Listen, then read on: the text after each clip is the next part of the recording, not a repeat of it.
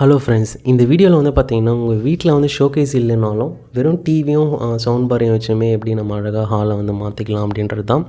இதுக்கு முன்னாடி பார்த்தீங்கன்னா, நம்ம சவுண்ட் பாரோட ஊஃபரை வந்து கீழே தான் வச்சு யூஸ் பண்ணியிருந்தோம். அதனால் துடைக்கும் போது பெருக்கும் போது பார்த்தீங்கன்னா ரொம்ப டிஸ்டர்பன்ஸாக தான் இருந்தது. அதனால் ஒரு ஸ்டாண்டை வந்து கஸ்டமைஸ்டாக செய்யலாம் பார்த்தீங்கன்னாலும் ரேட் அதிகமாக இருந்தது உட்டனில். அதனால் அமேசானில் சர்ச் பண்ணும்போது தான் இந்த ப்ராடக்ட் வந்து பார்த்தேன். இந்த ஸ்பீக்கர் ஸ்டாண்டு உண்மையிலேயே ஒர்த்தாக வாங்கலாமா, இதனுடைய ப்ரைஸ் என்ன அப்படின்றத வந்து கடைசியாக பார்த்துடலாம். வாங்க வீடியோக்குள்ளே போகலாம்.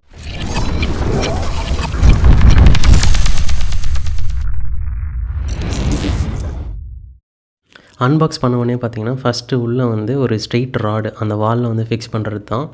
அதுக்கப்புறம் வந்து ஒரு பிளேட் வந்து இருக்குது. இந்த பிளேட்டை வந்து அந்த ராடு கூட வந்து கனெக்ட் பண்ணி யூஸ் பண்ணணும். அதுக்கப்புறம் ஸ்க்ரூஸ் வந்து கொடுத்துருக்காங்க. மேலே இருக்கிற அந்த கவர்ஸ்லாம் வந்து குயிக்காக வந்து ரிமூவ் பண்ணிவிட்டு என்ன பாக்ஸ் ஐட்டம்ஸ் கம்ப்ளீட்டாக அப்படின்றத பார்த்துடலாம். இதுதான் கம்ப்ளீட் பாக்ஸ் ஐட்டம்ஸ். இப்போ வந்து அந்த சைடில் இருக்கிற சப்போர்ட்டிங் ராடு இருக்குது பார்த்தீங்களா, அதை வந்து எப்படி யூஸ் பண்ணணும் அப்படின்றத பார்த்துடலாம். கீழே இருக்கிற அந்த நெட்டை வந்து லூஸ் பண்ணிவிட்டு நம்ம ஊஃபர் இல்லை ஸ்பீக்கர் எந்த இன்ச்சோ அந்த லெவலுக்கு வந்து வச்சுட்டு நம்ம கீழே இருக்கிற நெட்டை வந்து டைட் பண்ணிட்டோம் அப்படின்னா இது ரெண்டும் வந்து சைடில் வந்து ஹோல்ட் பண்ணிக்கும். அதனால் கீழே விடுறதுக்கு சான்ஸே இல்லை. இதுதான் வந்து மெத்தடு.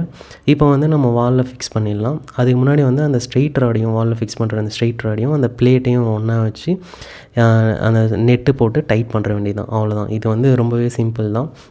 இது பண்ணிட்டோடனே பார்த்தீங்கன்னா, இது பண்ணுறதுக்கு முன்னாடியே அந்த சைடில் இருக்கிற அந்த சப்போர்ட்டிங் ராட்ஸ் வந்து ரிமூவ் பண்ணிட்டு தான் பண்ண முடியும். இது ஒரு நோட்டு. ஏன்னா ஃபஸ்ட்டு நாங்கள் என்னடா நெட்டு ரொம்ப சின்னதாக தந்துட்டாங்களேன்னு பார்த்துட்டு இருந்தோம்.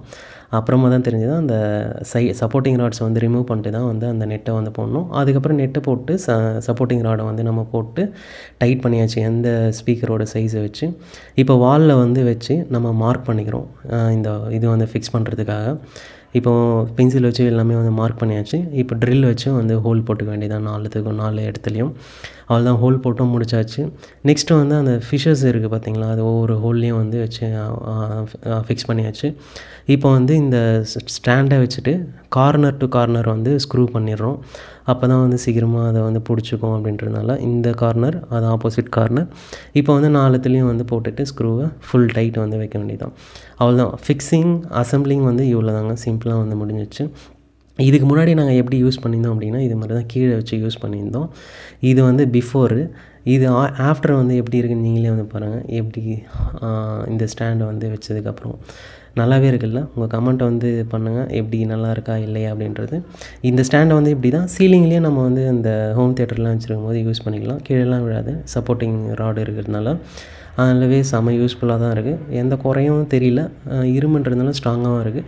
ப்ரைஸு வந்து பார்த்திங்கன்னா 700க்கு வந்து வாங்கணும். ஒர்த்தான்னு கேட்டிங்கன்னா கண்டிப்பாக ஒர்த்தான ப்ராடக்ட் தான், வாங்கலாம். இது மாதிரி நிறைய ப்ராடக்ட்ஸ் அப்டேட்ஸ் வந்து தெரிஞ்சுக்கணும் அப்படின்னா சேனலை சப்ஸ்கிரைப் பண்ணி வச்சுங்க. தேங்க்யூ ஃபார் வாட்சிங்.